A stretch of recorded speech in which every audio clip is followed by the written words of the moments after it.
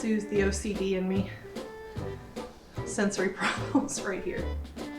Hey guys, and welcome back to Mulberry Branch Farm. It's Ashley here with you again, and today it's all about fodder.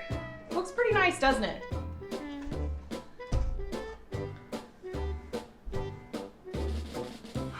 Smells good too. It smells like fresh, like being in a nursery. It smells like being in a nursery. I'm down for that smell. And the reason we're talking about fodder today, which this is actually barley seed that we started about a week and a half ago, and it's been in our basement, which is at roughly 62 degrees, under grow lights for 10 days. And my chickens are actually the reason that I wanted to try growing fodder this year.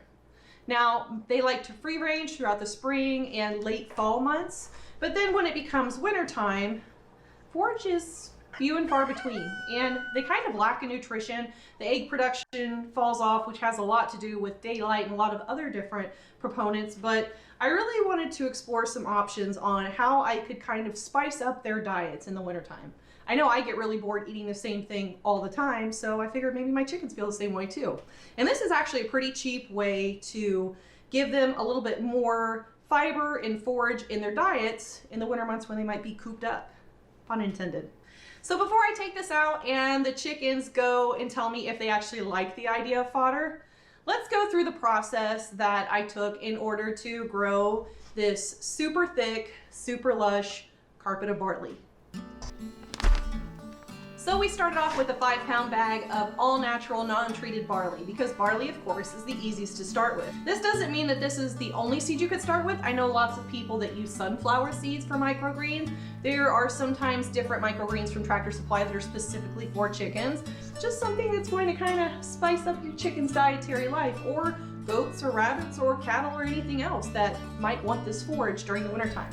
You'll see that I'm using this black tray, which you'll find almost at any local nursery or farm store, especially around this time of year. The first step is to measure out your seed. I'm going to be using 2.5 cups because that's going to be just enough seed to cover my tray to give me a nice, thick, lush carpet of barley seed. I've also used a container that's large enough so that I can fill it with water and completely submerge my seeds. Your seeds do need to soak from anywhere between 12 to 24 hours, but I will say that the tray that I soaked the seeds for 24 hours versus seeds that I soaked for 12 did germinate and grow at a much quicker pace. So I'm just going to set these here and wait 24 hours before I come back and get them. Now that they've soaked, it's time to spread these out on your growing mat. You'll see here that I'm using a paper towel underneath of my seeds. I will caution you that when your seeds germinate and start to take root, they're going to go right through this paper towel. So I really would recommend not using the paper towel as a base and instead using a brown paper bag. The reason that you're going to be using this as a base is it's going to help you hold moisture and will create a more efficient way to water your fodder. I'm spreading this out in a nice even layer. You don't really want to get any thicker than 1/2 inch because you want to be able to encourage aeration through your seeds, and the more densely packed that your seeds are, the more likely you're going to be encouraging growth of mold or fungus, and that's going to affect how quickly your seeds grow into beautiful, delicious fodder for your livestock. Last but not least, I'm going to be placing a paper towel over my fodder. This is going to help me water and to keep it nice and moist, and also simulate soil to get them to sprout and germinate quicker. So the first tray was soaked for 24 hours, and the last 2 trays that I did were soaked for 12 hours. And you might be asking, why did you do multiple trays? I did multiple trays so that I would be able to supply my chickens with a different mat of fodder every day or so, because they're growing at different rates. So I started this tray one day, then I started in another tray the next day, and the next day after that, the next day after that, the next day after that. But I did find that while I was growing my fodder, that the barley that had soaked for 24 hours or more germinated and sprouted a lot faster than the other 2 mats full did. So the amount of time that you take to actually soak this makes a really big difference. So the overall process of this was pretty easy and not that labor intensive. I'd say the only part for me that I struggled, because I struggle with this all the time with seed starts, is remembering to water them.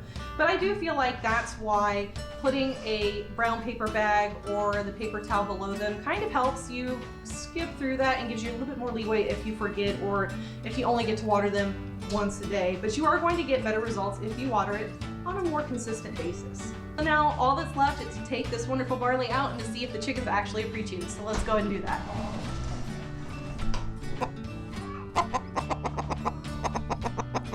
I think it's safe to say that this is an overall winner. And my chickens love the outcome. And if my chickens are happy, they're probably going to lay more eggs, and that makes me, in turn, a much happier homesteader. So if you guys found yourself enjoying the video, I hope that you go ahead and let me know by dropping me a like, leaving me a comment, and subscribing. Feel free to drop down in the comments below if you're going to be feeding your livestock fodder. And if so, what kind of fodder are you going to feed them? Because I'd love to get ideas from you guys as well. But in the meantime, guys, thank you so much for being here. Make sure that you're staying healthy out there and being kind to one another. And we're gonna catch you in the next one. Bye. And it just feels amazing too. So if you have sensory problems, like I do, then it doubles as sensory stimulation.